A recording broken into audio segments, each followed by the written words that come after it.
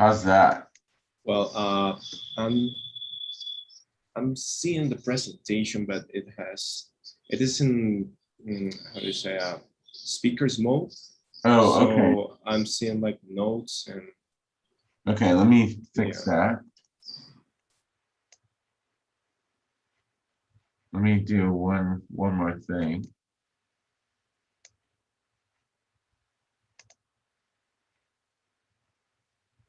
Maybe I'll share this screen, and so when it goes.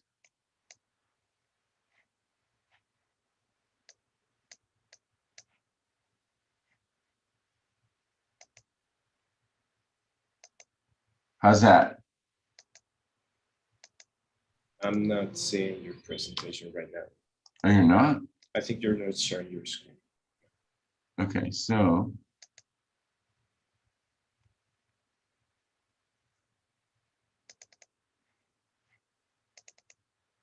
Can you see that? Yes, so it's not full screen, but no, so if you click. I have two screens. Maybe that's the problem. Yeah. Can you click on display settings? Display settings. Okay. Yeah. And yeah. Where's that? Slideshow. Oh, it's on your slideshow. Okay, let me end my. Okay, sorry. Okay, why don't I stop sharing? So where is it again? So start sharing and I'll guide you. Okay. Share screen. Okay.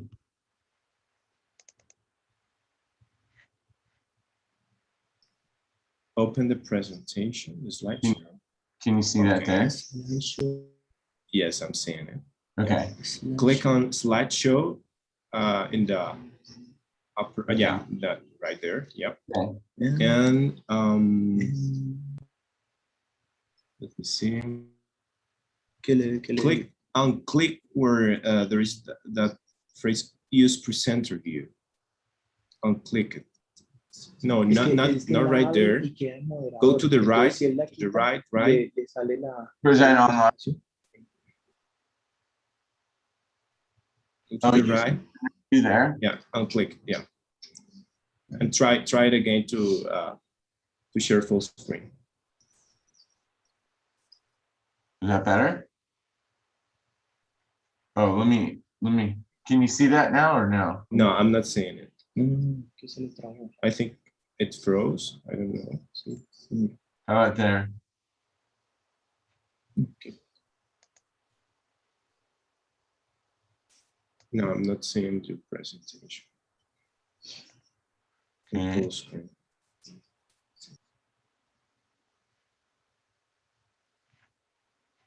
So you're seeing your presentation in full screen right now. Yeah. So stop sharing and start sharing again. Okay. Let's try that. Oh, you know what it is? Should I hit screen 2? Yeah, yes. Can you see it There now? we go. Yeah, it's perfect. Yeah. So I'm going So to. which one do you see? Do you see my presenter mode? No, I'm seeing the full screen slideshow without the presenter view. Oh, okay, good. So you're seeing my second screen. Yes, perfect. Okay. So thanks to all the audience who follows our broadcast. We have the honor today of having Dr. Rod Skujan. Dr. Skujan is chief of the Complex Spine Department at the Swedish Neuroscience Institute, president and CEO of the Seattle Science Foundation, and co-director of the Minimal Invasive Complex Spine Fellowship. Right now at the IWBNC, Dr. Skujan is going to share a lecture on advanced approaches to the spine. Please type write your questions in the Q&A panel. We will read them after the end of Dr. Skujan's intervention. Welcome, Dr. Skujan, and thank you. It's all yours. Great. Thank you so much for allowing me to present. I really appreciate the opportunity to discuss one of my favorite topics, which is doing lateral surgery and doing complex revisions. So today I'm going to sort of walk through several, I think, key aspects of doing lateral surgery. The first one being that anatomy is very important. And then the second is to really look at the spine in a different viewpoint or different perspective, and to really try to look at it as a three-dimensional structure. I know historically, we've done everything from one or two approaches, and this is really looking at the spine from a different angle. I think the lateral approach really gives you access to the spine in such a way that it allows you to do really some significant corrections, tumor pathology, trauma, corpectomies. In addition, both establishing lumbar lordosis and achieving spinal balance. And actually, it's a different paradigm. I think when you go anterior, you have the ability to lengthen the spine by working in the disc space rather than shorten it, which is what historically we've done. I've had the unique opportunity to start in the lateral space early on. In fact, being one of the original lateral surgeons back in the mid 2000s, from 2006 to 2008, when the procedure really was in its infancy. So I'm going to go over a couple important aspects. Here are my disclosures. I'm a consultant for these various companies and get royalties. This is not going to obviously affect the talk itself. This is an example of a deformity case that I'm just putting up for the audience. And this is what we deal with in spine surgery, is you have a three-dimensional problem. And oftentimes we sort of have two-dimensional imaging, we have two-dimensional x-rays, even our nomenclature and the way we sort of view spinal deformity historically has been in two planes. So, people sort of look at it as a both sagittal and coronal deformity. The concept of spinal balance really doesn't take into these other effects. We've more recently in the last decade, we started looking at the hip. We looked at the sacrum, the pelvis, pelvic incidence, sacral slope. But again, I think, when you look at a deformity like this patient has a significant rotatory component. You can see on this AP X-ray. No, está bien porque yo esta mañana lo usé, está bien. You can see the pedicles are rotated. You see the spinous processes are rotated. You can see the end plates aren't necessarily in line with each other. And you can see starting from L5 all the way up to T10 and T9, there's a significant curvature. And again, this is a thoracolumbar deformity. And historically, when we've done spinal deformity surgeries, we have shortened the spine. We've gone posterior. And a lot of our corrective procedures or techniques involve resection of vertebral bodies and vertebrectomies, vertebral body resections, And in addition, we also do pedicle subtraction osteotomies and vertebral column resections, posterior Smith-Peterson osteotomies, Ponte osteotomies. So it's really, when you look at a case like this, how can you rethink how we do corrective procedures? And again, when you're thinking about minimally invasive surgery, the whole concept is you want to try to do the minimal amount of disruption. Some of the downsides to doing minimally invasive surgery is you have a significant amount of fluoroscopic exposure. The learning curve on doing a case like this is very steep. It takes several hundred cases to do to get really familiar with an approach such as lateral surgery. And again, the anatomy, you really have to start to rethink and consider the anatomical structures in a three-dimensional manner. That's kind of one of the most important things about doing lateral surgery. One of the other things that we'll discuss today is, what are the relevant structures? So if you're going to do lateral surgery, you're going to work in a space that historically as neurosurgeons, we have not, and orthopedic surgeons have not had a significant amount of exposure to. So for example, what are the contents in this retroperitoneal space? And what are the structures at risk?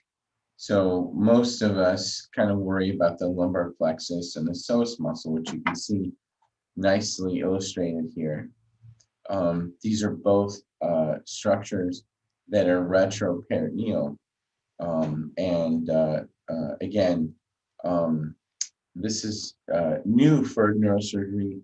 It's new for orthopedics.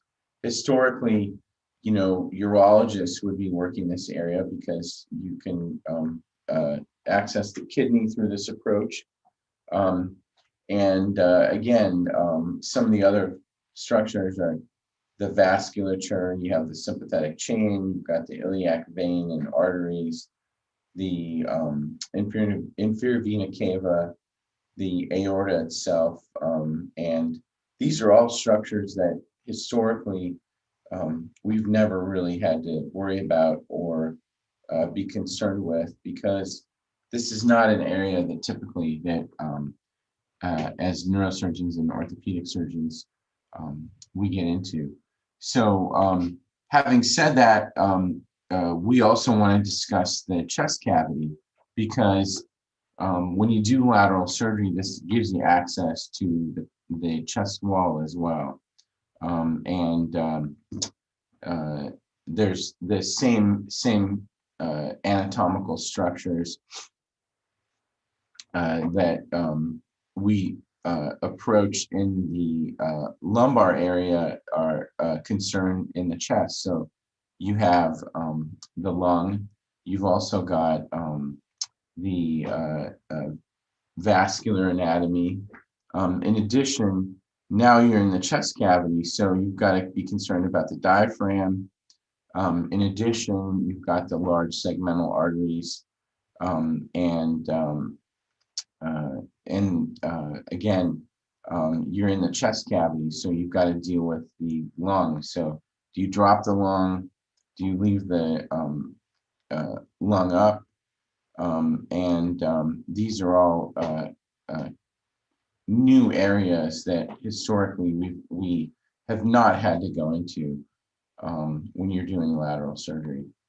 And one of the most important structures that oftentimes we encounter when we're doing lumbar approaches is the lumbar plexus. So understanding the lumbar plexus is paramount.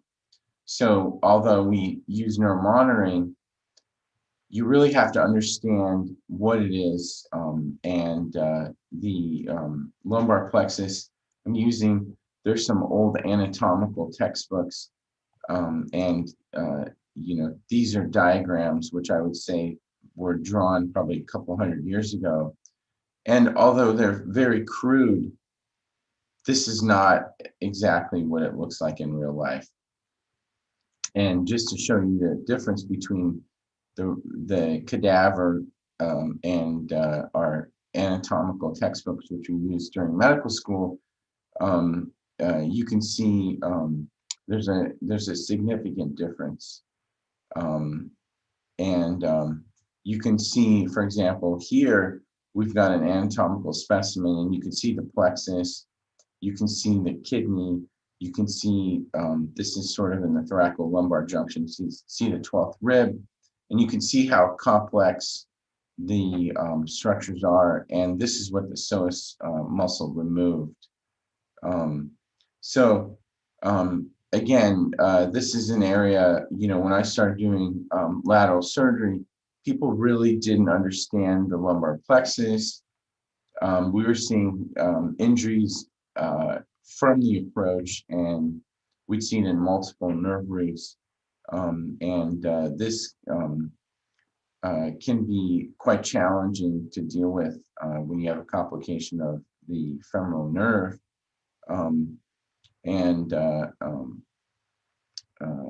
What does that look like after surgery?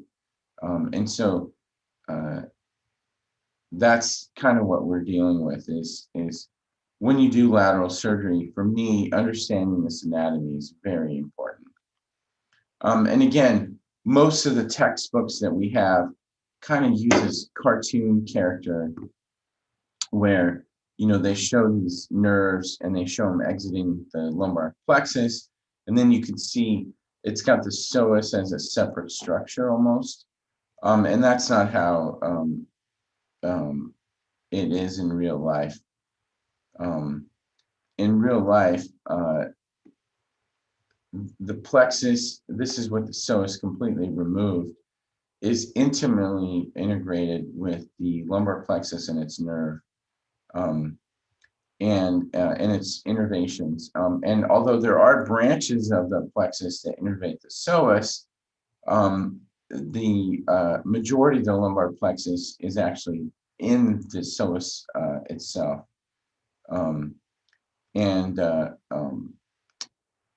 This is, again, these are textbooks that I got from my medical school anatomy class, and this is what we're taught. So you can see here, this is completely different than what it's like in real life. This is important to understand, because if you're going to do lateral surgery, you have to understand the nuances of doing, for example, an L4-5 interbody fusion.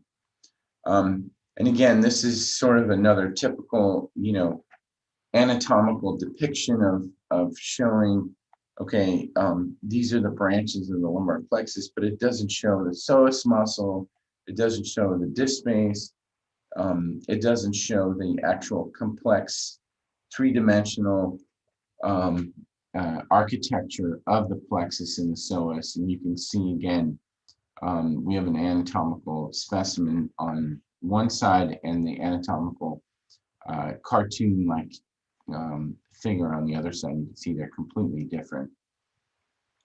So when I started doing lateral surgery, we actually spent a lot of time with cadavers. We spent time in the lab.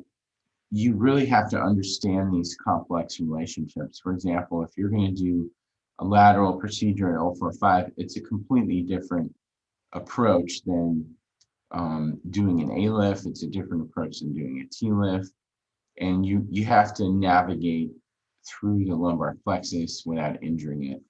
And again, at each level at L4-5, it's different than L3-4 and different than L2-3. So these are all very important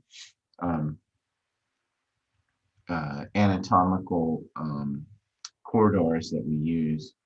Again, when you look at it from a cadaveric specimen and compare it to what we're taught, you can again see this figure is completely wrong. It's showing the plexus as a separate entity. It's got the sympathetic chain. This is incorrect. The only thing that's correct here is it's got the general femoral nerve on top of the psoas. But what we're taught in medical school and what's in real life is totally different. And again, when you're doing a lateral approach, you've got, for example, the subcostal nerves, you got the iliohypogastric nerve, you've got a lot of both sensory and motor nerves that go that go through the internal oblique, external oblique. And so you can't cut these nerves.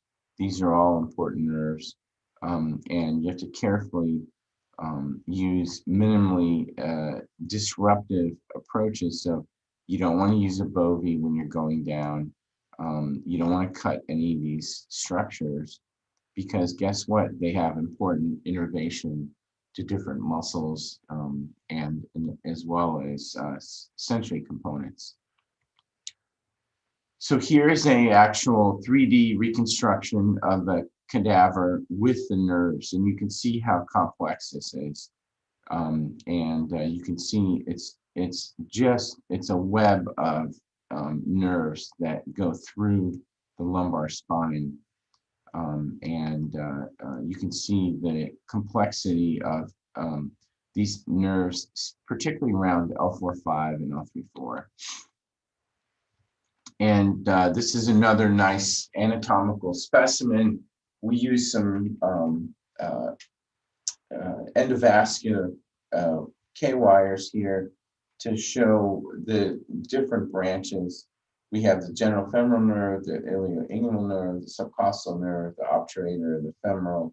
And then you can see this is an AP view, which is quite different than what it looks like if you go lateral. So here's a lateral view. You can see these separate nerves. You can see it starts to get really hairy at L4-5 and L3-4.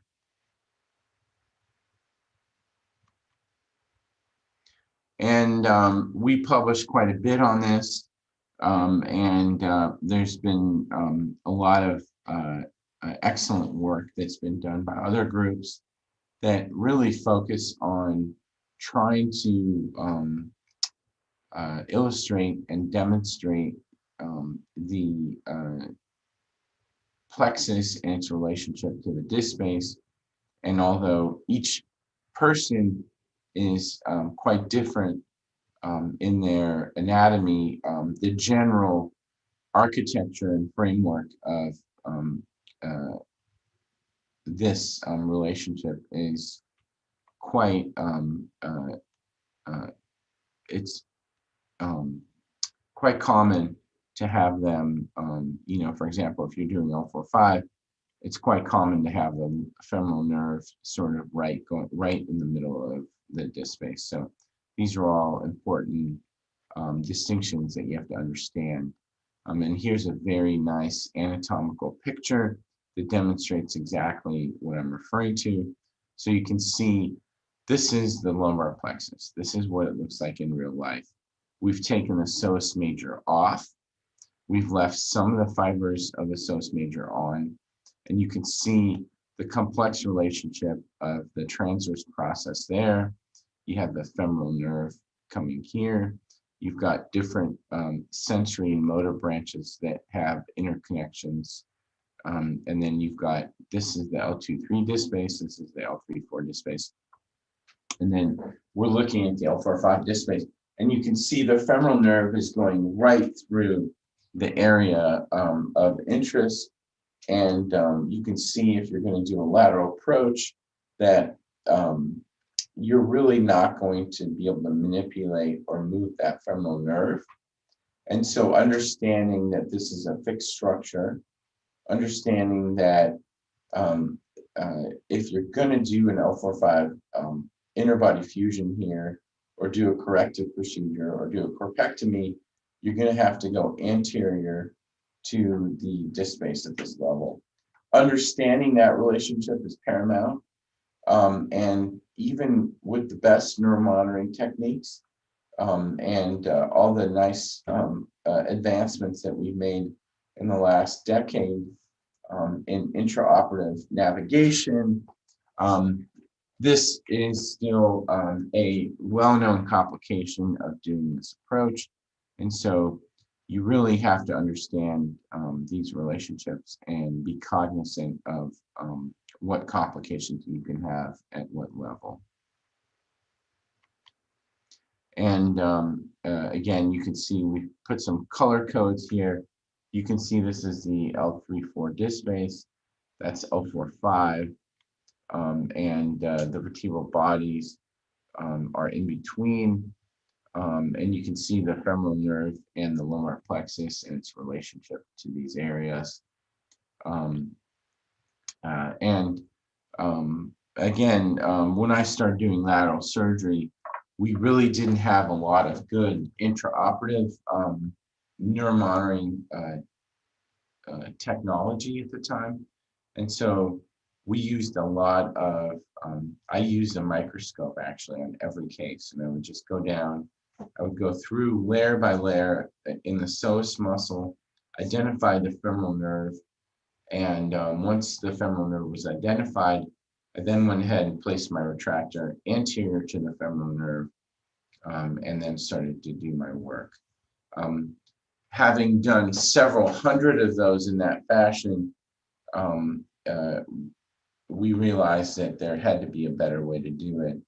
And so we worked on developing new retractor systems, new neuromonitoring systems, and because we could see how powerful this approach was, and how much correction you can do from a lateral approach.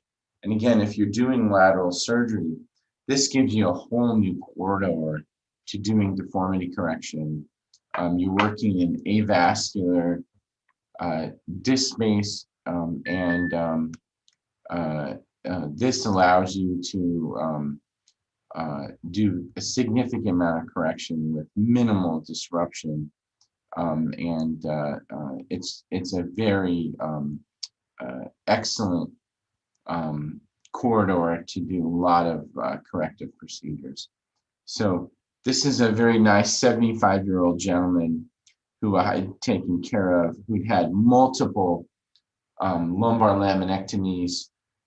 Actually, his son brought him to the US. The last surgery that he had, he ended up having a dural CSF leak, developed meningitis, was placed on bed rest, and he'd had 6 or 7 decompressive procedures. When I had seen him, the patient actually had difficulty standing and difficulty getting around, was neurologically intact,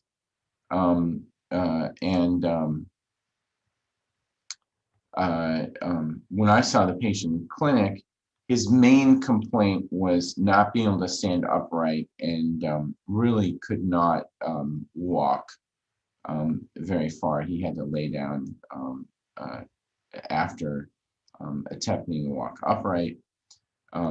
These are his MRIs and his CT scan. You can see he had a very extensive lumbar laminectomy. In fact, the facet joints were completely removed. This is a CT scan, so the patient lying down, and then this is the MRI. This is a great example of how, if you're going to do a corrective procedure on this patient, you really have to get appropriate x-rays. X-rays are still very valuable.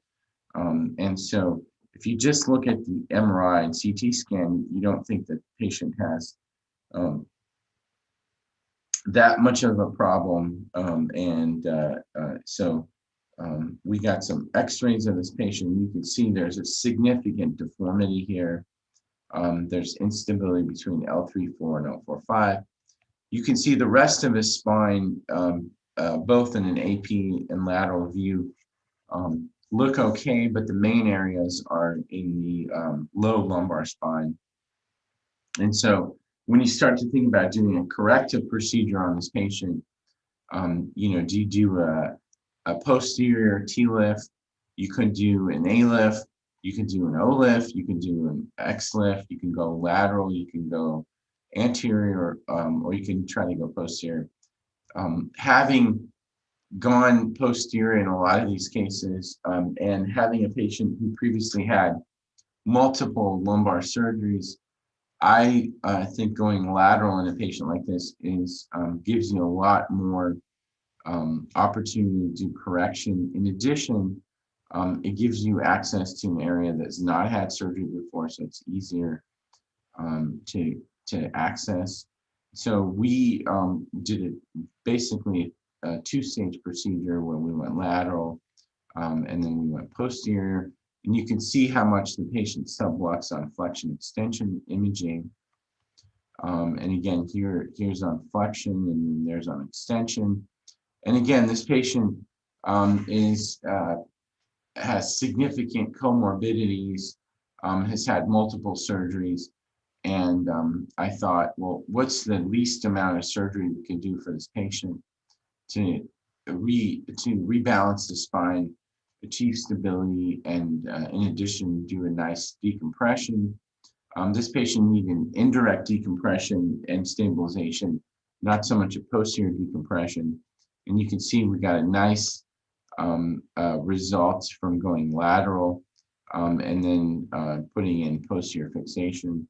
And this just illustrates the power of being able to go through a lateral approach.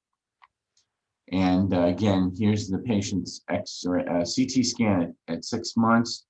You can see we still have good alignment, and both in there's a nice scalp film there that demonstrates the alignment, and a good lateral CT scan as well. Here's another patient who had was in her 80s. She had adult deformity correction as a child, was braced, casted, and now presents with basically adjacent level disease. Her main complaint, and you can see here on the CT scan, was radiculopathy. The radiculopathy was resistant to conservative management, and she had multiple injections, she had EMGs, and she started to get progressive neurologic deficit with compression of the L3 nerve root. And you can see how significant both in a coronal and sagittal plane her deformity is. And again, she's in her 80s. You can see how far forward she's tilted. I didn't want to do and she didn't want it either. She didn't want to have a T4 to pelvis or a very large corrective procedure. Her main complaint was lumbar radiculopathy.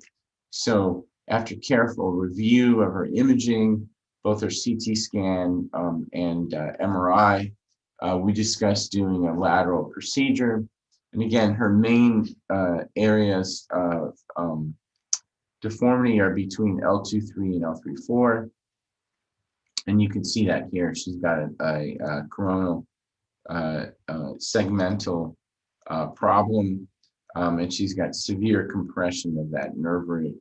You can see how much it's being compressed. So, and here's an AP image of that area, and you can see again, no question, this patient has a significant problem. She's older, and did not want to have a major operation. So how about going lateral? Why not consider doing indirect decompression? And that's what we did. We put nice inner body devices into these disc spaces. You can see that here. And here's the end result. And you can see, okay, this isn't perfect. She's still got significant amount of coronal imbalance. She's still has some positive sagittal balance, but her leg pain went away. And you can see the power of going lateral, and you can see that indirect decompression that was performed of the nerve root. Her pain was gone immediately after this operation. Here's another case where, again, when you're doing lateral surgery, you really have to understand the anatomy. This is a patient who's got, if you look at her plain x-rays and compare it to her MRI, you have to understand the levels. You have to understand the relationship of the disc space to the iliac crest. You also have to understand that in someone who's got a sacralized lumbar vertebral body or rudimentary disc or some other radiographic abnormality that you're not going to see on an MRI. I try to get CT scans, plain x-rays, and MRIs in all these cases. I try to look at the axial, the coronal, understanding the relationship between the aorta, the psoas muscle, the iliac crest. All these are very important when you're doing lateral surgery. Again, here's a case that of another case that you can see where the iliac crest is completely covering the L4-5 disc space, and by some intraoperative positioning techniques, taping the iliac crest, breaking the bed, you're able to pull down the crest a little bit, but it's still an issue. So there's newer retractor systems that you can use. We've got angled instruments that you can use.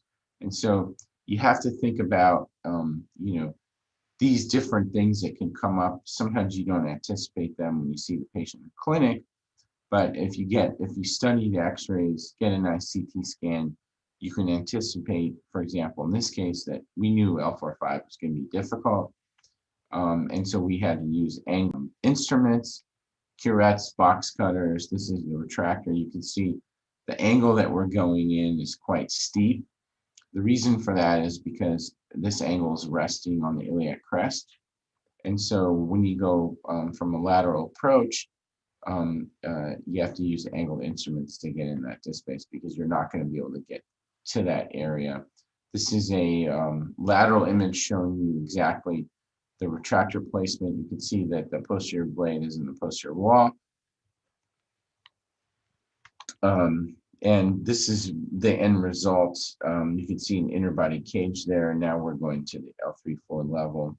Here's another case that I thought would demonstrate the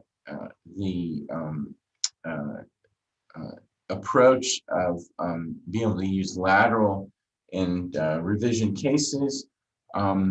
Again, if you, this is a patient who had a posterior T-lift, and then she was approximately 4 or 5 weeks out, and then comes back to the emergency room with posterior displacement of a T-lift cage.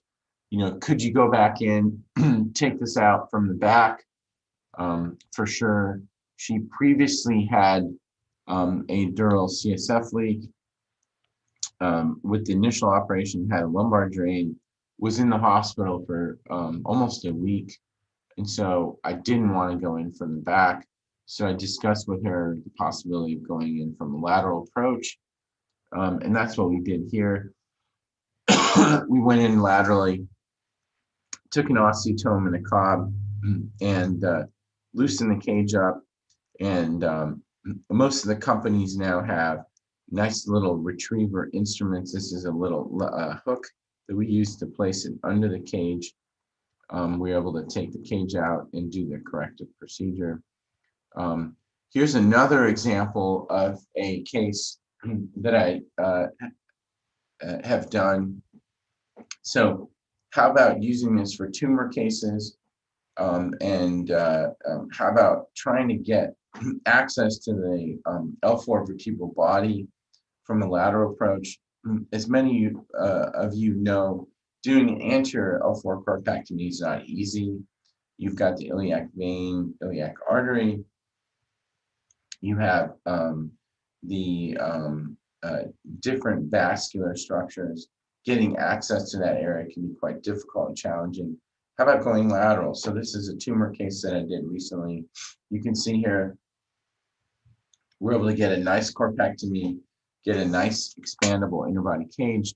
And this is a patient with metastasis, and was able to go home relatively quickly from this lateral approach. And again, we're able to get a very nice resection, and a nice interbody cage was then subsequently placed.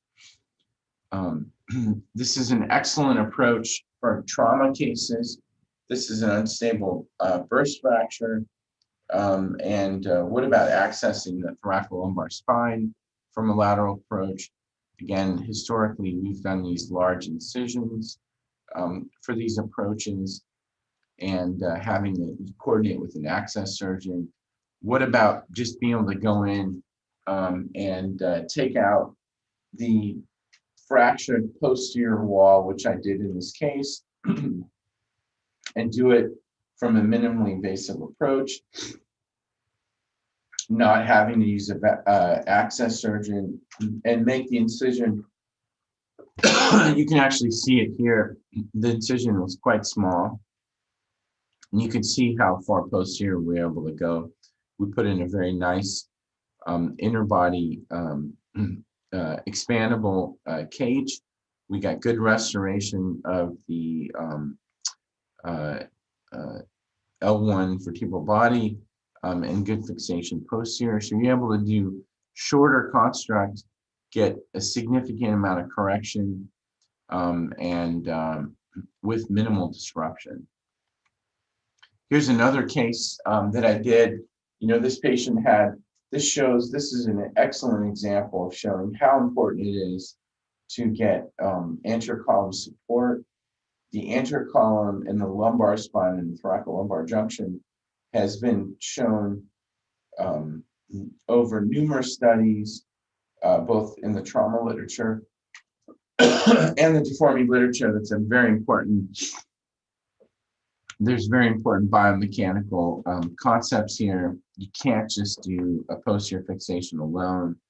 A lot of times these patients need realignment, stabilization. The anterior column provides an excellent footprint, and ignoring that sometimes can get you in trouble. This is a case where someone just went in, they thought they could put in large screws and large rods and stabilize the spine. You can see here the rods have more or less pulled out, and the deformity is worse. Here, again, another excellent example of these biomechanical concepts. What about approaching this from the back? You can go multiple levels and do a traditional corpectomy. What about going in from the front, putting a lateral plate on, doing a corpectomy, and then coming back in and doing a posterior reconstruction? That's what we did there. And again, the picture on the one side, this is one of my cases from approximately 15 years ago. Using an access surgeon, you can see there's how many different retractors there are there. We've taken down the diaphragm, the lung's been dropped, and look how large the incision is. And versus the incision on the patient, on the patient left side, I'd much rather have a smaller incision. It's quicker. It's much easier to deal with. And again, you do a big approach like this, and typically you don't need this much exposure for what we're doing. But because of the difficulty in getting this space, we oftentimes had to do all these things. And so that's one of the advantages of having direct access to this area, is that you don't have to go in that, you don't have to take the lung down, you don't have to take a rib, you don't have to do this extensive operation. You can actually go behind a lot of these structures. Here's another excellent thoracolumbar trauma case, and I can show you, you can go in and get really posterior. I oftentimes, when I do these cases, I'll put my retractor and I'll turn it so that I'm facing posterior, and you can drill all that bone off, and do it in such a way it's very controlled. use a operative microscope and get very good visualization of the dura and the structures here. And again, it's the same approach that you would historically do from the front. You would drill out the transverse process, the pedicle, find the neural frame, and go in and visualize the anterior dura and work your way back. And you can see that's what I did here. Place the retractor on the posterior wall. We check out the entire posterior cortex, and the fracture got excellent reduction and realignment of this fracture. And again, through a very small incision in the front, this patient ended up doing excellent. Here's another revision case that we did. Here's a case you can see. This case, this patient had an previous anterior procedure, had a large thoracolumbar approach, and actually I went anterior to the old incision, drilled out the end plates, and took out the cage. You can see these are two. This is the cage going back. This is the cage cut in half, and we ended up putting a new device. And we tried to put it, and again, the nice thing about some of the older cages were you actually put them right in the hypophyseal ring so that subsidence on these cages is very high. These larger cages from a lateral approach, you can see here, there's a nice diagram, you can get good end plate coverage. So the risk of having a fracture is of the end plates is quite less, and subsidence tends to be almost non-existent. I know I'm almost done. I've got a couple more slides and then I'll open it up to the audience for questions. This is a very large calcified disc. This patient, you can see, has had multiple approaches. She's had 4 different approaches to take care of this problem. She had progressive myelopathy. You see a very large calcified disc. And again, do you want to go back in and do the 4th operation, 5th operation from the back, deal with scar tissue? And your access is not that great. So why not consider going anterior? That's what I did on this patient. You can see that this is quite adherent to the dura. And so why not go in and try to just drill off that posterior wall and leave that structure in place. There's no point in trying to take this calcified piece off. It's been there for years. So here's an intraoperative view showing my approach. I placed a retractor on the disc space. I drilled out the posterior wall, and I just left that calcified disc in the inner space. And you can see I drilled a nice trough posteriorly and decompressed the central canal. This was done from a lateral approach. Again, it was in the thoracic spine, so I dropped the lung. I went behind the diaphragm, went behind the chest wall, got a very nice decompression, did not have to put a chest tube in, made a very small incision, and did not have to manipulate the cord at all. Basically just drilled out the end plates and the bone. Here's another metastatic case. This is a patient who had metastasis with a lumbar L3 metastasis with retropulsion. You can see the significant amount of retropulsion that's present. So we went in, took out the entire vertebral body, got excellent reconstruction of the lumbar lordosis, and was able to put a nice inner body device in, got good anterior column support, and then went posterior and stabilized the spine. This is again, this is the same exact case you can see here. Sorry, this is a separate case, but same level, L3 corpectomy. And again, we're able to go, we put a short segmental fixation at the corpectomy site, and then went one above and one below. And, you know, we've recently written up our, this is 15 years of work We recently wrote up our entire series, and we're able to work with TIMA, and this is a lot of work that went in. We just recently wrote this textbook on the approach, and you can see here we're trying to change a lot of the anatomical diagrams that are out in the literature. This nicely shows the lumbar plexus and how it actually goes through the psoas muscle, and we spend a lot of time. There's some very nice illustrations in this book that discuss some of the things that I talked about, and I want to thank everybody, including the committee, for allowing me to participate and present my work. And I'm going to go ahead and now open it up to questions from the audience.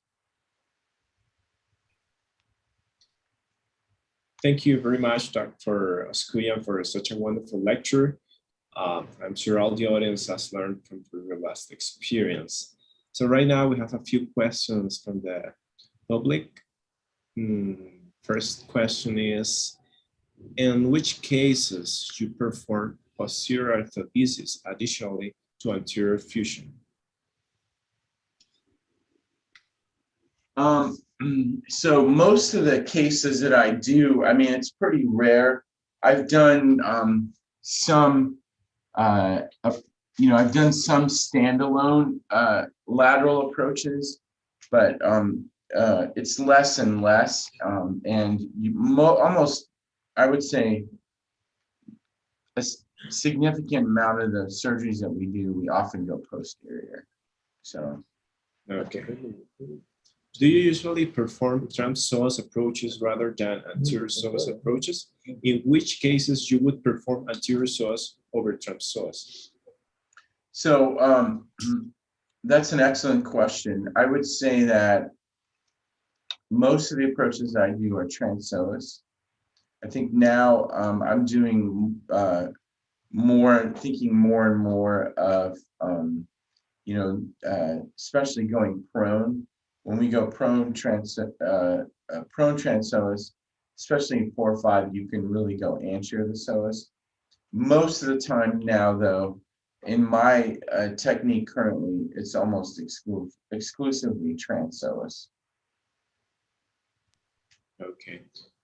In which cases you would prefer to do anterior psoas rather than transpsoas? Or you can do all those? I think probably, I mean, if you're going to do anterior to the psoas, I think probably 4 or 5 is the level to do it. I'm not convinced that 5-1 is where I'd want to go anterior to the psoas. I think for me, 5-1, either an O-lift or an A-lift is a reasonable approach. Okay, thank you. Which are your recommendations to reduce the steep learning curve in advanced approaches to the spine?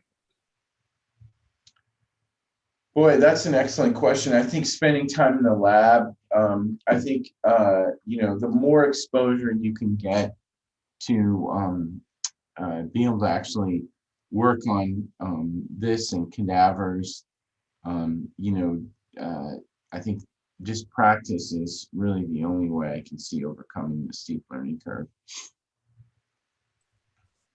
Thank you. Do the advanced approaches to the spine increase the treatment-related costs in comparison with traditional posterior approaches? That's an excellent question. I do think there's this. I don't know the answer to that. I do think, obviously, once you start looking at the cost, the companies are very good at,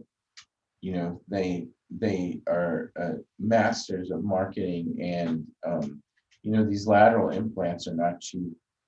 I think they're more expensive than posterior, so I don't think you save any money by going in from the front. I think the patient probably has less morbidity in terms of the incision, but I think the cost is probably more.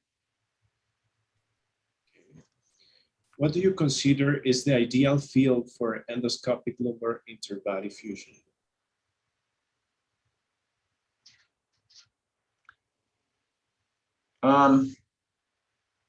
So this question is a little bit challenging, but I'm trying to figure out what they mean by ideal field. The ideal case is the Ideal case. yeah. I don't know. That's a good question. I don't do a lot of endoscopic surgery, but I think there's a role for endoscopic surgery. There's no question. I don't know if you can go from a lateral approach, because then you would be filling up the retroperitoneum with a bunch of fluid. I think, when you do endoscopic surgery, there's they use lots of fluid to irrigate the space, but it's kind of confined. And so, in the lumbar spine, it's a little bit different. Whereas I think if you go retroperitoneum, I don't know if you can do I guess, that's something I think, definitely we can say, I would say there's an opportunity there, but I don't know anybody doing lateral endoscopic surgery. Okay. What is your opinion about robotic lumbar interbody fusion? I think the robot is going to get more and more play. I think it's going to get a lot more, it's like robotic, now they're going to have self-driving vehicles. So I think it's the future. I don't think it's quite there yet. I still think we're in the infancy. So I think it remains to be seen, but I'm impressed by what these companies have done in a very short amount of time. In osteoporotic patients, what strategies you offer to avoid pseudoarthrosis or subsidence of intersomatic cages?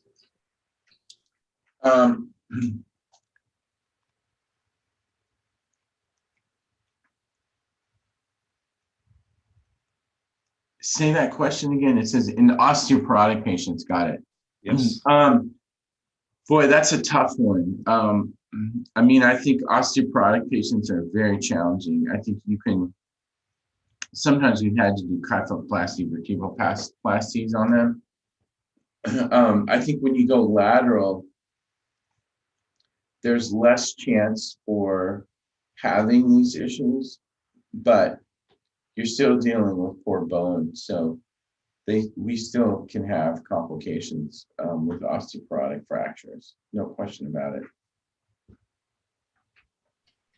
Okay, thanks. Do you use lateral approaches for the treatment of vertebral osteomyelitis? If so, how much time one should wait for performing decompression and instrument fusion in case indicated due to instability? So I use it all the time, and it's a extremely valuable tool to be able to do, and I don't think you need to wait. I think those patients do very well with fusions. I think with infections, you have to get source control, and you have to get in there and debride the infection. In fact, for lumbar discitis osteomyelitis, it's perfect, because a lot of times these patients have psoas abscesses that need to be drained.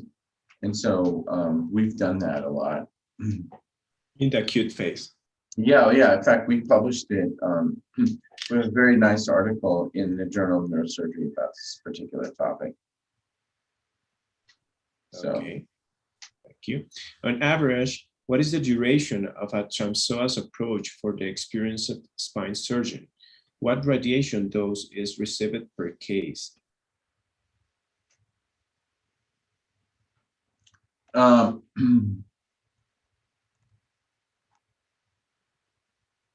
Say that once again. On average, what is the duration, the length of a transpsoas approach for the experienced spine surgeon? And what radiation dose is received per case?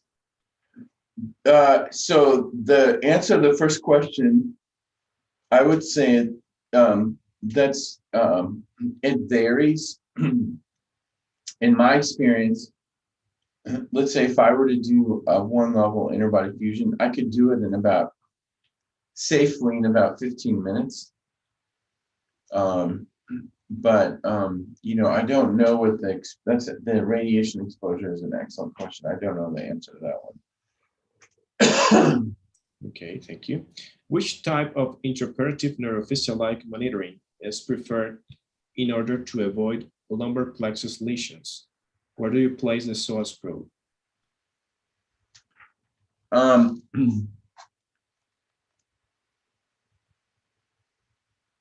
Say that last part one more time. So which type of intraoperative neuromonitoring is preferred in these lateral cases to avoid lumbar plexus lesions? And where do you place the... Yeah, so I think the neuromonitoring, I think any neuromonitoring you use is fine. I don't have a preference of one company over the other. I do think that understanding free run EMGs, understanding, knowing what to look for is more important than the actual device. Understanding the anatomy is the most important thing.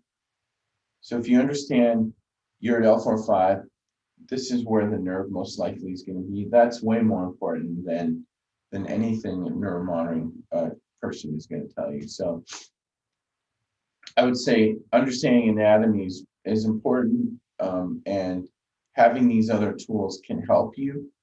But the anatomy is what all the time will win over anything else. Okay, and the last question is, in cases of thoracolumbar junction fractures, as the one you showed, how many levels you recommend for posterior arthrodesis additionally to anterior fusion? That's an excellent question. I think each patient is different. I think it depends on the mechanism of injury. Is it a trauma? Is there other, is there posterior elements involved? Is there osteoporosis? So I think for each case, it's very different. I think for me, if I have a significant trauma and there's a chance fracture or something like that, I don't hesitate to go 2 levels above and 2 levels below. Okay, thank you very much. Yeah. On behalf of CN, I'd like to thank you again, Dr. Skurian. This has been a wonderful lecture and a wonderful question and answer session. We are really grateful and honored for your participation in the 2021 IWBNC. Thank you. Great. Thank you so much. I really appreciate being able to be involved and look forward to seeing all the excellent talks that are still left. Of course. For all the audience, keep in mind this lecture will be available on our website starting next week. And in a few minutes, we'll have Dr. Juan Uribe doing his lecture, Single Position Prone Lateral Interbody Fusion. To get the link for this upcoming conference, please follow the link pinned here in the chat or just check the program schedule on our website, cnhus.com. Thank you.